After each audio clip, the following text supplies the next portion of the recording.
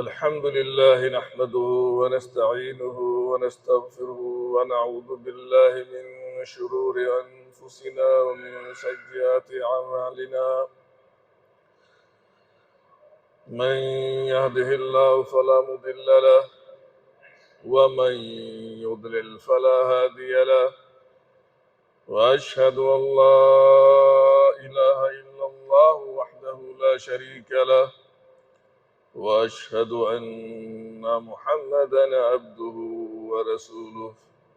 أما بعد، فإن خير الحديث كتاب الله، وخير الهدي هدي محمد صلى الله عليه وسلم، وشر الأمور محدثاتها، وكل محدثة بدعة، وكل بدعة ضلالة، وكل ضلالة في النار.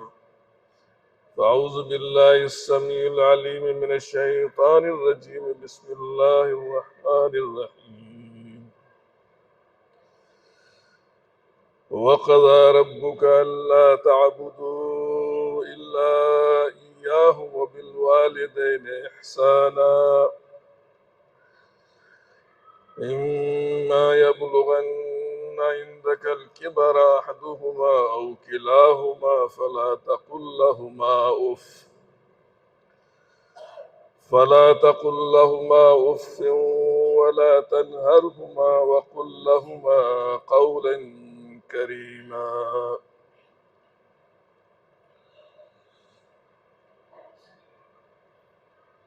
اسلامی و دینی بھائیوں، محترم اساتذہ کرام، ملت کی ماں اور بہنوں اور عزیز طلبہ، آج کے خطبے کا موضوع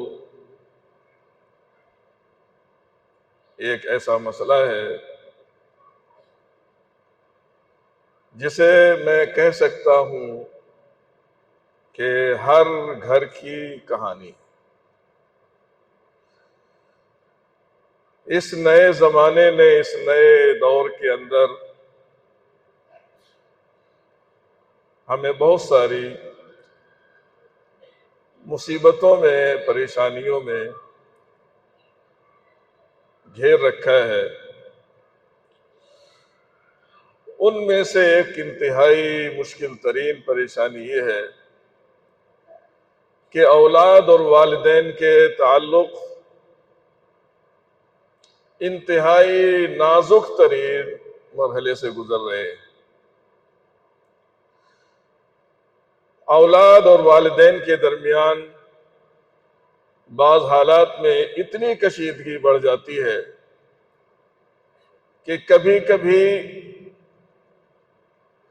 پولیس کی چوکیوں کو، پولیس کے تھانوں کو، کچہریوں کو، عدالتوں کو اولاد اور والدین کے جھگڑے اور ان کے اختلافات کا تصفیہ کرانے کے لیے مداخلت کرنی پڑتی ہے.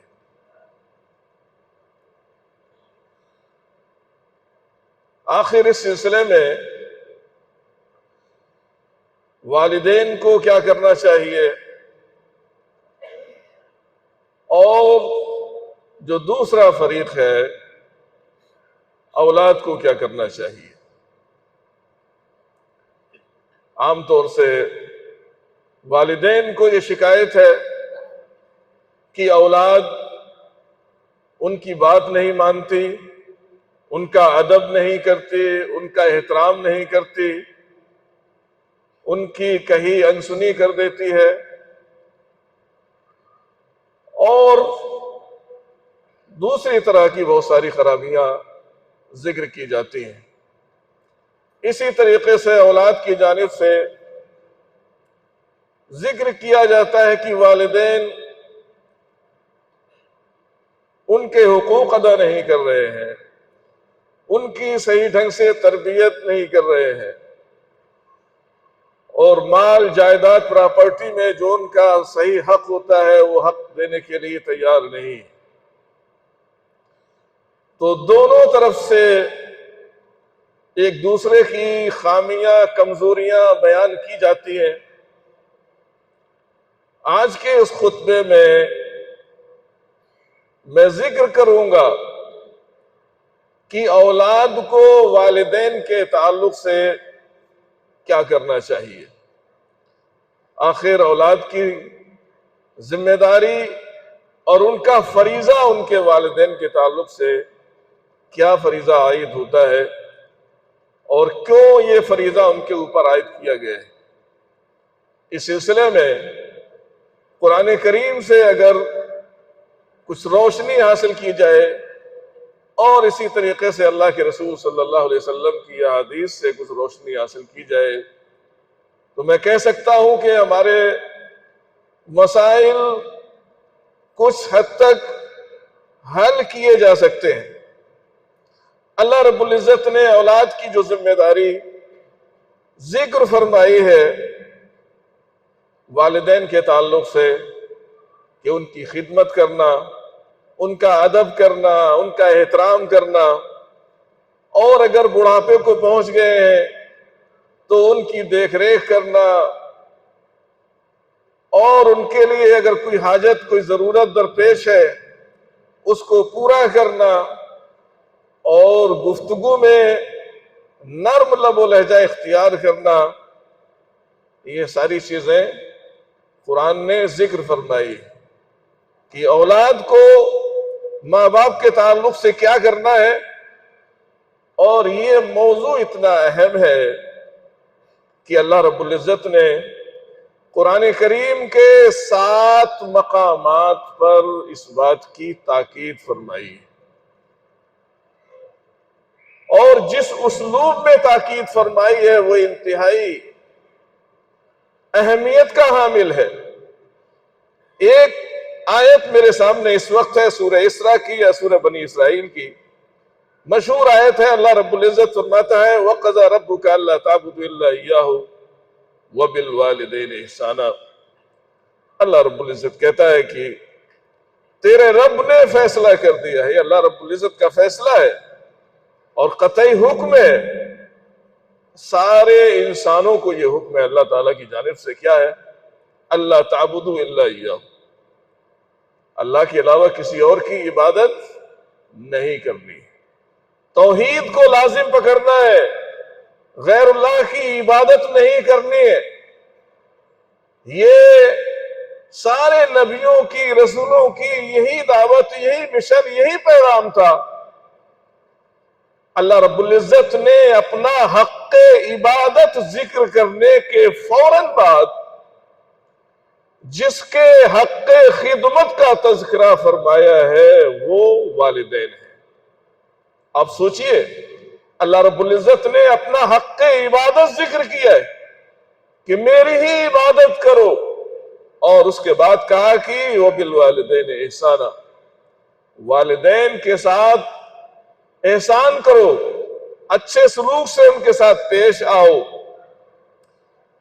اس کے آگے مزید فرمایا اما یبلغن عندک الکبر احدہما او کلاہما فلا تقل لہما اف، اگر ان میں سے کوئی ایک یا دونوں بڑھاپے کی عمر کو پہنچ جائے فلا تقل لہما اف، تو ان سے تم اف تک نہ کہو۔ یہ اف کیا ہے؟ عربی زبان کے اندر معمولی سی ادنا سی ناگواری کے ظاہر کرنے کے لیے ایک لفظ ہے کہ اگر آپ والدین سے کوئی گفتگو کر رہے ہو یا والدین آپ کو کسی چیز کا حکم دے رہے ہو اور وہ شریعت کی حدود سے باہر نہیں ہے تو اس کو کرنا تو ہے ہی، لیکن کرنے کے ساتھ ساتھ ناگواری کا اظہار نہیں کرنا ہے۔ مفسرین کہتے ہیں کہ اگر تکلیف کے اظہار کے لیے اگر اس سے کوئی اور ادنا درجہ ہوتا، کوئی ایسا اور لفظ ہوتا تو اللہ تعالیٰ وہ بھی ذکر فرما دیتا کہ والدین کے ساتھ کسی بھی رویے سے کوئی تکلیف آپ کو نہیں پہنچانی ہے۔ تو ظاہر سی بات ہے اس سے بڑی تکلیف پہنچانا کیسے انسان کے لیے جائز ہو سکتا ہے؟ لیکن اللہ رب العزت نے اس سے بھی منع فرما دیا، وَلَا تَنْهَرْهُمَا، دونوں کو ڈانٹنا نہیں ہے، جھڑکنا نہیں ہے، مقابلہ نہیں کرنا ہے والدین سے، مناظرہ نہیں کرنا ہے، اور اگر مناظرے کی نوبت آ بھی جائے تو بچنے کی کوشش کیجئے، اور اگر بچ نہیں سکتے ہیں تو وہ مناظرہ یاد کیجئے۔ میں نے کسی موقع سے یہیں سے ذکر کیا تھا، ابراہیم علیہ السلام نے اپنے باپ کے ساتھ کس طرح سے قرآن میں یہ مناظرہ اللہ تعالیٰ نے ذکر فرمایا ہے کہ باپ، کافر اور مشرک باپ کا جو رویہ تھا ابراہیم علیہ السلام کے ساتھ، اس کے باوجود انہوں نے ادب، احترام کا دامن نہیں چھوڑا ہے۔ تو نہ والدین کو ڈانٹنا ہے۔ اب وہ لوگ غور فرمائیں جو ڈانٹنے سے بھی زیادہ آگے نکل جاتے ہیں، کوئی گالیاں دیتا ہے، کوئی مارتا ہے، کوئی پیٹتا ہے، کوئی گھر سے نکال دیتا ہے، اولڈ ایج ہوم میں پہنچا دیتا ہے، مہینوں ان کی کیا خبر ہے، کس حال میں ہے، کوئی خبر نہیں لیتا ہے۔ آپ تصور کیجئے کہ ایسے لوگ کس درجے میں آئیں گے۔ اللہ نے کہا کہ اف بھی نہیں کہنا ہے، تکلیف اگر اس سے ظاہر ہوتی ہے انسان کے شکل و صورت سے، وہ بھی نہیں کرنا ہے۔ اور کیا کرنا ہے؟ وَقُلْ لَهُمَا قَوْلًا كَرِيمًا، اور ان دونوں سے اللہ تعالیٰ نے ادب سکھایا ہے، نرم لب و لہجے میں گفتگو کرنا ہے، سخت اور کرخت لب و لہجے میں گفتگو نہیں کرنا ہے، بونڈے اسلوب میں گفتگو نہیں کرنا ہے۔ اور مفسرین لکھتے ہیں کہ جب انسان والدین کے سامنے آئے تو اس کی حالت، اس کی کیفیت اسی طرح سے ہونی چاہیے جس طریقے سے ایک ادنا درجے کا غلام اپنے مالک کے سامنے حاضر ہوتا ہے، کھڑا ہوتا ہے۔ جتنا ادب، لحاظ وہ غلام اپنے مالک کے لیے کرتا ہے، اس سے کہیں زیادہ ادب اور احترام اولاد کو اپنے والدین کا کرنا ہے۔ نرم لب و لہجے میں گفتگو کیجئے۔ اور آگے فرمایا وَاخْفِضْ لَهُمَا جَنَاحَ الذُّلِّ مِنَ الرَّحْمَةِ وَقُلْ رَبِّ ارْحَمْهُمَا كَمَا رَبَّيَانِي صَغِيرًا۔ اور اللہ رب العزت نے ذکر کیا کہ تواضع کا کہ بازو انتہائی شفقت کے ساتھ، محبت کے ساتھ، رحم دلی کے ساتھ تواضع کے بازو ان کے سامنے جھکا دیجئے۔ شارحین لکھتے ہیں کہ اللہ رب العزت نے تشبیہ دی ہے اس آیت کے اندر کس کی شفقت سے؟ پرندہ جب اپنے بچوں سے شفقت کا اظہار کرتا ہے تو اپنے پر وہ پست کر لیتا ہے، جھکا لیتا ہے۔ تو آپ سوچئے کہ جس طریقے سے پرندہ اپنے بچوں کے ساتھ شفقت، محبت کا اظہار کرتا ہے، اولاد کو بھی والدین کے ساتھ اسی طریقے سے شفقت اور محبت کا اظہار کرنا ہے، تواضع کے ساتھ ان کے سامنے آنا ہے اور پیش ہونا ہے۔ آنکھوں میں آنکھیں ڈال کر ان سے بات نہیں کرنا ہے، ان کو ڈانٹنا نہیں ہے، ان کے سامنے اکڑنا نہیں ہے، اینٹنا نہیں ہے۔ اور بعض لوگ آستین چڑھا لیتے ہیں، آستین بھی نہیں چڑھانا ہے۔ ایسی کوئی حرکت ہماری طرف سے نہیں ہونی چاہیے جس سے محسوس ہوتا ہو کہ آپ والدین سے مقابلہ آرائی پر اتر آئے۔ اور آخر اتنی شفقت، محبت کے اظہار کا حکم اللہ رب العزت نے کیوں فرمایا ہے؟ وَقُلْ رَبِّ ارْحَمْهُمَا كَمَا رَبَّيَانِي صَغِيرًا۔ اور والدین کے لیے یہ دعا کرتے رہنا چاہیے اولاد کو، ارحمہما، اللہ رب العزت تو ان دونوں پر رحم فرما، جس طریقے سے میری پرورش کی ہے ان دونوں نے، اور اس پرورش کے دوران جس شفقت کا مظاہرہ کیا ہے، جس محبت سے پالا اور پوسا ہے، رات بھر ماں نہیں سوئی ہے، رات بھر باپ نہیں سویا ہے، اور اگر بچے کو تکلیف رہی ہے تو نہ تو ماں نے کبھی یہ شکایت کی ہے بچے سے، نہ باپ نے شکایت کی ہے۔ لہٰذا اگر والدین بڑھاپے کی حالت میں اس درجے کو پہنچ جائیں تو ان کے ساتھ شفقت سے پیش آنا ہے، محبت سے پیش آنا ہے اور رحم دلی کے لیے اللہ تعالیٰ سے دعا کرتے رہنا چاہیے. یہ ایک مقام ہے ان 7 جگہوں میں سے جس میں اللہ رب العزت نے والدین کے ساتھ اولاد کو کیا کرنا ہے اس کا تذکرہ فرمایا ہے. آئیے ایک اور مقام ہے میرے سامنے، سورہ بقرہ کی آیت ہے. اللہ ارشاد فرماتا ہے وَإِذْ أَخَذْنَا مِيثَاقَ بَنِي إِسْرَائِيلَ لَا تَعْبُدُونَ إِلَّا اللَّهَ وَبِالْوَالِدَيْنِ إِحْسَانًا. اللہ تعالیٰ فرماتا ہے یاد کیجئے اس وقت کو جب اللہ تعالیٰ نے بنی اسرائیل سے عہد و پیمان لیا. کیا عہد و پیمان لیا ہے؟ لا تعبدون الا اللہ، اللہ کے علاوہ کسی کی عبادت نہیں کرو گے. آیت میں اور بھی چیزوں کا ذکر ہے، یہاں سب سے اہم عہد و پیمان اللہ تعالیٰ نے یہود اور نصارہ سے کیا لیا ہے؟ اللہ کے علاوہ کسی اور کی عبادت نہیں کرو گے. اور دوسری چیز کیا ہے اس کے بعد جو بیان فرمائی ہے وَبِالْوَالِدَيْنِ إِحْسَانًا، والدین کے ساتھ اچھا سلوک کرو گے، یہ عہد و پیمان لیا. یہاں بھی اللہ رب العزت نے اپنے حق عبادت کے بعد، اس کے فوراً بعد اللہ رب العزت نے والدین کے حق اور ان کے ساتھ اس نے سلوک کا تذکرہ فرمایا ہے. آئیے ایک اور آیت ہے، سورہ نساء کی آیت ہے، یہاں بھی اللہ رب العزت کا ارشاد ہے وَاعْبُدُوا اللَّهَ وَلَا تُشْرِكُوا بِهِ شَيْئًا، ایک اللہ کی عبادت کرو. وَلَا تُشْرِكُوا بِهِ شَيْئًا، اس کے ساتھ کسی کو شریک نہ ٹھہراؤ. وَبِالْوَالِدَيْنِ إِحْسَانًا، والدین کے ساتھ اچھا سلوک کرو. یہاں بھی اللہ رب العزت نے اپنے حق عبادت کے بعد اور سارے انسانوں کو شرک سے منع کرنے کے بعد کہا کہ والدین کے ساتھ اچھا سلوک کرو.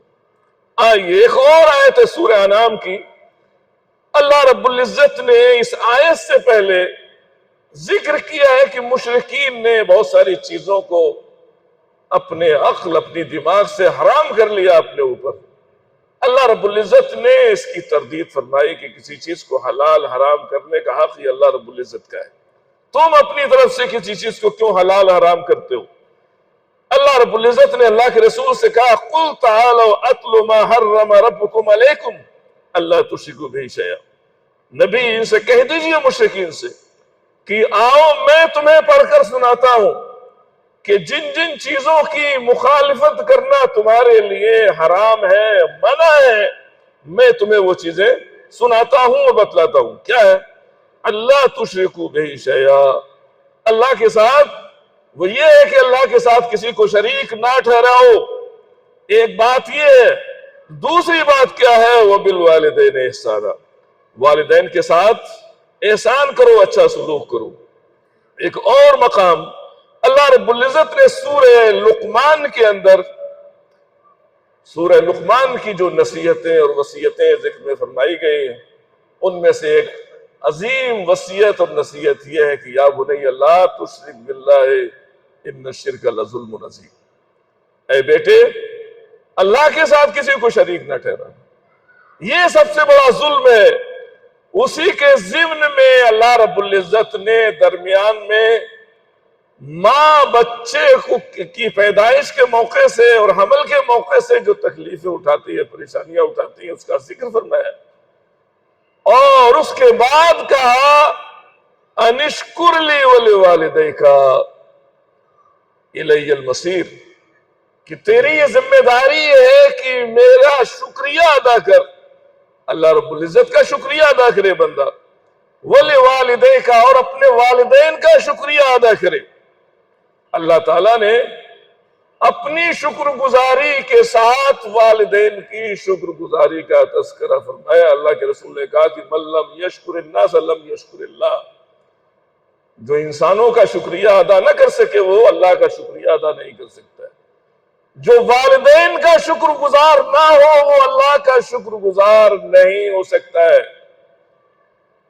اور اس کے بعد ایک اور آیت میرے سامنے، اس آیت کے اندر اللہ رب العزت نے ذکر فرمایا ہے، بلکہ تاکیدی حکم دیا ہے کہ اگر والدین مشرک ہو، کافر ہو، پھر بھی دنیاوی لحاظ سے ان کے حقوق ادا کرنا اولاد کی ذمہ داری ہے. لیکن ہاں اگر شریعت کے خلاف کوئی بات کرنے کے لیے اولاد کو حکم دیتے ہیں تو اس میں ان کی بات نہیں ماننی ہے۔ اللہ رب العزت کا ارشاد ہے وَإِن جَاهَدَاكَ عَلَىٰ أَن تُشْرِكَ بِي مَا لَيْسَ لَكَ بِهِ عِلْمٌ فَلَا تُطِعْهُمَا وَصَاحِبْهُمَا فِي الدُّنْيَا مَعْرُوفًا۔ تو والدین اگر میرے ساتھ شرک کرنے کے لیے کہیں تو ان کی بات نہیں ماننی ہے، لیکن دنیاوی لحاظ سے ان کے جو حقوق ہوتے ہیں، ان کے ساتھ جو رہن سہن ہے اور ان کی جو خدمت کرنا ہے یا ان کو مال کی ضرورت ہے وہ دینا ہے، یہ بھی دیا جا سکتا ہے۔ تو اللہ رب العزت نے مشرک ہونے کے باوجود اور شرک کی طرف دعوت دینے کے باوجود کہا کہ ان کے ساتھ بھی اچھا سلوک کرنا ہے۔ اور 7ویں آیت میرے سامنے ہے، اس میں اللہ تعالیٰ نے تاکید کے ساتھ فرمایا وَوَصَّيْنَا الْإِنسَانَ بِوَالِدَيْهِ حُسْنًا۔ ہم نے ہر انسان کو تاکیدی حکم دیا ہے۔ کیا تاکیدی حکم دیا ہے؟ کہ وہ اپنے والدین کے ساتھ اچھا سلوک کرے۔ ہر انسان کو یہ حکم ہے۔ اس کے بعد کہا وَإِن جَاهَدَاكَ لِتُشْرِكَ بِي مَا لَيْسَ لَكَ بِهِ عِلْمٌ فَلَا تُطِعْهُمَا۔ اگر تیرے والدین یہ کوشش کریں کہ تو میرے ساتھ ان چیزوں کو شریک ٹھہرائے جس کا تجھے علم نہیں ہے، تو ایسی صورت میں ان کی بات نہیں ماننی۔ اللہ کے رسول نے ایک حدیث میں فرمایا ہے لا طاعۃ لمخلوق فی معصیۃ الخالق۔ جہاں اللہ رب العزت کی نافرمانی ہو رہی ہے وہاں آپ کو کسی کی نہیں ماننی۔ والدین کا مقام اور مرتبہ یہ صحیح ہے کہ بہت اونچا ہے، اور بعض مذاہب میں ان کو پوجنیے قابل عبادت تصور کیا جاتا ہے۔ ماں باپ کو ان کے لوگ قدم چھوتے ہیں، پیر چھوتے ہیں، ہماری شریعت میں اس کی اجازت نہیں ہے۔ والدین کا بہت اونچا مقام ہے، لیکن اتنا اونچا بھی نہیں ہے کہ ہم ان کی عبادت کریں۔ عبادت صرف ایک اللہ کی کرنی ہے، اس سے یہ نہ سمجھنا چاہیے کہ والدین قابل عبادت ہیں۔ اور کہا شرک کی دعوت دینے کے باوجود شرک نہیں کرنا ہے، لیکن یہ کہ ان کے ساتھ اچھا سلوک، اچھا برتاؤ کیا جائے، یہ اولاد کی ذمہ داری ہے۔ مفسرین کہتے ہیں کہ آیت کا خاص پس منظر ہے، اس کی شان نزول ہے۔ یہ آیت سورہ عنکبوت کی یہ آیت سعد ابن ابی وقاص رضی اللہ تعالیٰ عنہ کے سلسلے میں نازل ہوتی ہے۔ مسئلہ کیا تھا؟ مسئلہ یہ تھا کہ یہ جب مسلمان ہوئے، ایمان لے آئے، ان کی والدہ کو جب اس کی خبر ہوئی تو ان کی والدہ نے بھوک ہڑتال کر دی، قسم کھا لی کہ میں نہ کھاؤں گی نہ پیوں گی، اور اس وقت تک نہ کھاؤں گی نہ پیوں گی جب تک کہ ان کا بیٹا اسلام سے مرتد نہیں ہو جائے گا۔ اس خاتون کا لوگ منہ کھول کے زبردستی منہ کھول کر اس کو کھانا دینے کی کوشش کرتے تھے، لیکن وہ کھانے کے لیے تیار نہیں تھی۔ آخرکار سعد ابن ابی وقاص رضی اللہ تعالی عنہ نے یہ حالت دیکھتے ہوئے کہا کہ اے اماں جان، اگر اللہ تعالیٰ نے تمہیں 100 جانیں عطا کی ہوتی اور ان میں سے ہر جان ایک ایک کر کے تمہارے جسم سے نکل جاتی، پھر بھی میں اللہ کے رسول صلی اللہ علیہ وسلم کے دین سے پھرنے والا نہیں ہوتا۔ لہذا یہ امید چھوڑ دو کہ میں اسلام سے مرتد ہو جاؤں گا، اللہ کے رسول کو اپنا نبی تسلیم نہیں کروں گا، اس کی کوئی امید نہیں ہے۔ تب جا کر ان کی والدہ نے کچھ کھایا اور پیا کی مایوس ہو گئی کہ بیٹا اس راستے سے ہٹنے والا نہیں ہے۔ آخر اللہ رب العزت نے اس کی اتنی تاکید کیوں فرمائی ہے؟ اس کی وجہ کیا ہے؟ وجہ یہ ہے کہ اللہ رب العزت کے بعد آپ کے دنیا میں آنے کا جو دوسرا ذریعہ ہے وہ کون ہے؟ والد کے والدین ہیں۔ اگر یہ والدین نہ ہوتے تو آپ کا وجود نہیں ہوتا۔ اللہ رب العزت کے بعد یہ آپ کے دنیا میں آنے کا سبب اور ذریعہ ہے، انہی کی وجہ سے آپ سب کچھ ہیں۔ اور دوسری وجہ یہ ہے کہ جس حالت میں آپ کی پیدائش ہوتی ہے اس میں آپ کی حفاظت، آپ کی دیکھ ریکھ، آپ کی تربیت اور آپ کے راحت و آرام کا خیال کون رکھتا ہے؟ یہی لوگ رکھتے ہیں۔ اور جب کچھ شعور کو پہنچتے ہیں تو اچھے اخلاق، اچھی باتیں کون سکھاتا ہے؟ یہی والدین آپ کو سکھاتے ہیں۔ اس لیے ان کا اتنا بڑا حق اللہ رب العزت نے رکھا ہے۔ تو قابل مبارکباد ہیں وہ لوگ جو اپنے والدین کی ہر طرح سے خدمت کرتے ہیں، اور ہلاکت اور تباہی مقدر ہے اس اولاد کا جو اولاد اپنے والدین کے حقوق ادا نہیں کرتی، ان کی خدمت نہیں کرتی۔ آئیے اللہ کے رسول کی ایک حدیث میرے سامنے ہے اور صحیح مسلم کی روایت۔ ابو ہریرہ کہتے ہیں اللہ کے رسول نے فرمایا رغم انفہ رغم ثم رغم انفہ ثم رغم انفہ، 3 دفعہ اللہ کے رسول نے فرمایا کہ اس بندے کی ناک خاک آلود ہو، مٹی میں مل جائے۔ 3 دفعہ اللہ کے رسول نے فرمایا۔ صحابہ کو حیرت ہوئی کہ آخر کس کی ناک مٹی میں مل جائے اور خاک آلود ہو جائے؟ قیل من یا رسول اللہ؟ قال من ادرک والدیہ عند الکبر او احدہما ثم لم يدخل الجنہ۔ کہا کہ جس شخص نے اپنے دونوں والدین کو بڑھاپے کی حالت میں پایا یا ان میں سے ایک کو پایا اور وہ جنت میں نہیں جا سکا۔ یہ اس حدیث کی روشنی میں یہ کہا جا سکتا ہے کہ آپ کے والدین آپ کی جنت ہے، آپ کی جہنم ہے۔ خدمت کریں گے تو جنت ہے، اور اگر خدمت نہیں کریں گے، ان کے حقوق کو ادا نہیں کریں گے تو پھر آپ کا ٹھکانہ جہنم ہے۔ آئیے مشہور عالم قرطبی اس حدیث کے بارے میں لکھتے ہیں کہ آخر اس حدیث سے کیا سمجھنا چاہیے لوگوں کو۔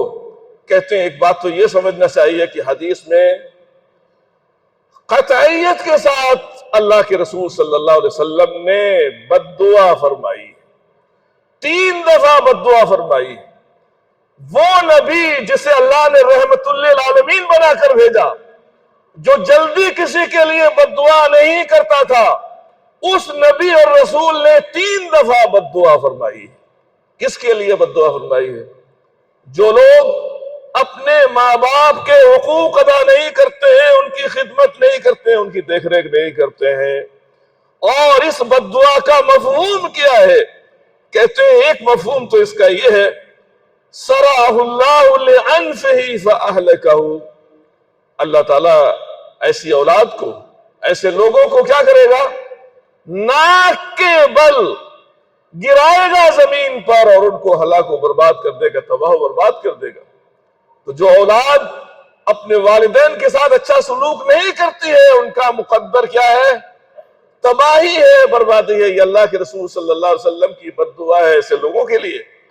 اور آئیے دوسرا مفہوم کہتے ہیں، معنی یہ ہے اذلہ اللہ، اللہ رب العزت ایسے لوگوں کو ذلیل کرے گا، رسوا کرے گا، اور یہ ذلت کی انتہا ہوگی، آخری درجہ ہوگا۔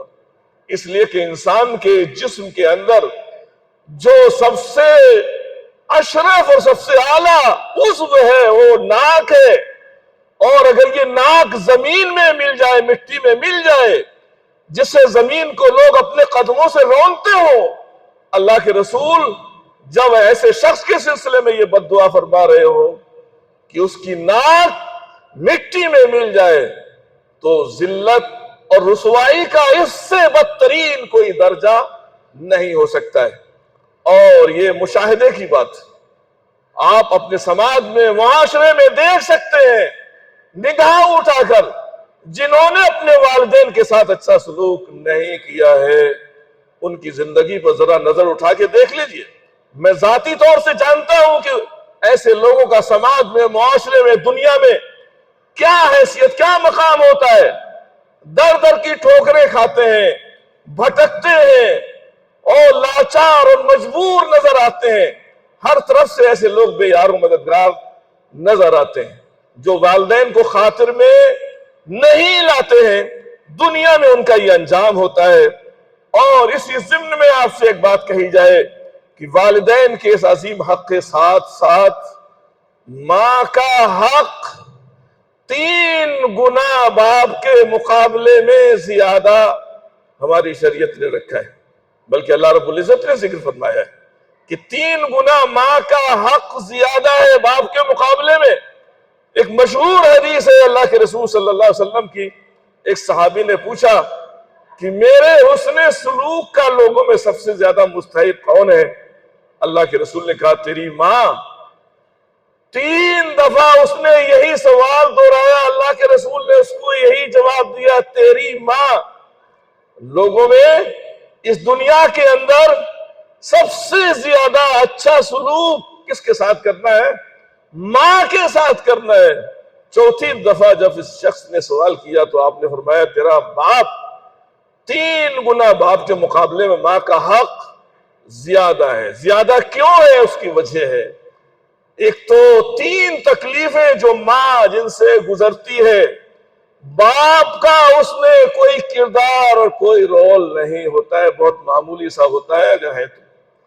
ایک تو تکلیف حمل کی تکلیف ہے، بچے کو پیٹ میں رکھنے کی تکلیف ہے، شاید ہم اس تکلیف کو محسوس نہیں کر سکتے، مرد حضرات نہیں محسوس کر سکتے، ہاں جو ڈاکٹر لوگ ہیں وہ جان سکتے ہیں کہ کتنی تکلیفوں سے ماں حمل کے دوران گزرتی ہے بچہ جب پیٹ میں ہوتا ہے۔ دوسری تکلیف بچے کی پیدائش کے وقت ہوتی ہے، کتنی مائیں ہیں جو بچے کی پیدائش کے وقت دنیا سے چلی جاتی ہیں، اپنی جان قربان کر دیتی ہیں، اور میں مبارکباد دوں گا اپنی ماؤں کو اور سلام کہوں گا ایسی ماؤں کو جو ان حالات میں اپنے بچوں کو پیدا کرتی ہیں، جنتی ہیں، ان کی تکلیف سہتی ہیں، ان کی تربیت کرتی ہیں۔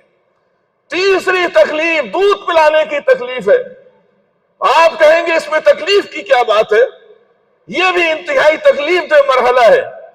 ماں بچے کو جو دودھ پلاتی ہے وہ اس کا خون جگر ہے، وہ قدرتی نظام کے تحت فلٹر ہو کر بچے کے منہ میں جاتا ہے، یہ خون پیتا ہے بچہ۔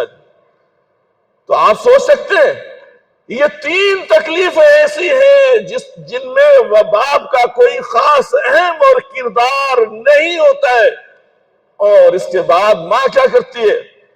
زندگی کے جو باقی مرحلے آتے ہیں اس میں ماں باپ کے ساتھ بچے کی تربیت اور اس کی پرورش میں شرکت کرتی ہے، ہمیشہ شریک رہتی ہے۔ تو یہ مقام ہے ماؤں کا، اور ان کا اتنا عظیم حق ہے۔ میں اگر یہ کہوں تو مبالغہ نہیں ہوگا، اگر کوئی بیٹا اور بیٹی زندگی بھر ماں کی خدمت کرے پھر بھی ماں کا حق ادا نہیں کیا جا سکتا ہے۔ آئیے مختصر سی بات ہے، عبداللہ ابن عمر رضی اللہ تعالی عنہ سے ایک شخص نے کہا تھا، کہا حملت امی علی رخوتی من خراسان حتی قضیت لها بها المناسک، کہ میں اپنی ماں کو اپنی گردن پر اٹھا کر خراسان سے مکے لایا ہوں، کس لیے؟ حج کرانے کے لیے۔